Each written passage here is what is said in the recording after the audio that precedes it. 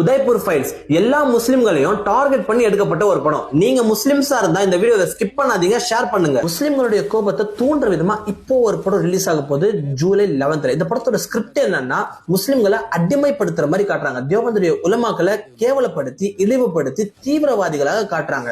அது மட்டும் இல்லாம குறிப்பா நம்ம அர்ஷத் மதனி ரஹ்மத்துல்லாஹி அலைஹி தேவபந்துடைய ஒரு பெரிய உலமா, இவங்களை பத்தி ஒரு தனி ரோலே கொண்டு வந்திருக்காங்கன்னு பாத்துக்கோங்களேன். இதையும் தாண்டி சொல்ல போனா இருக்கிற எல்லா முஸ்லிம்ஸையும் நெகட்டிவா காட்டுறது மட்டும் இல்லாம நம்ம ப்ராஃபெட் முஹம்மது ரசூலுல்லாஹ் ஸல்லல்லாஹு அலைஹி வஸல்லம், ஹஜ்ரத் ஆயிஷா சித்திகா ரலியல்லாஹு தஆலா அன்ஹா, இவங்க ரெண்டு பேரை பத்தியும் இல்லாத பொல்லாத எல்லா பொய்களையும் சாட்டி புரளிகளை கிளப்பி விட்டுட்டு இருக்காங்க.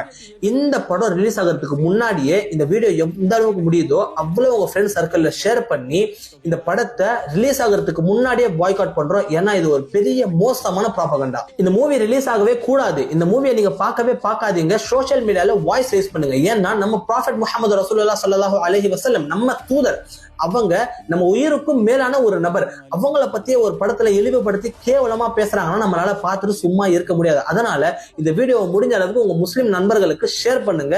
ஏன்னா அந்த மூவி ரிலீஸ் ஆகிறதுக்கு முன்னாடியே நம்ம பாய்காட் பண்ணி முடிச்சிடணும்.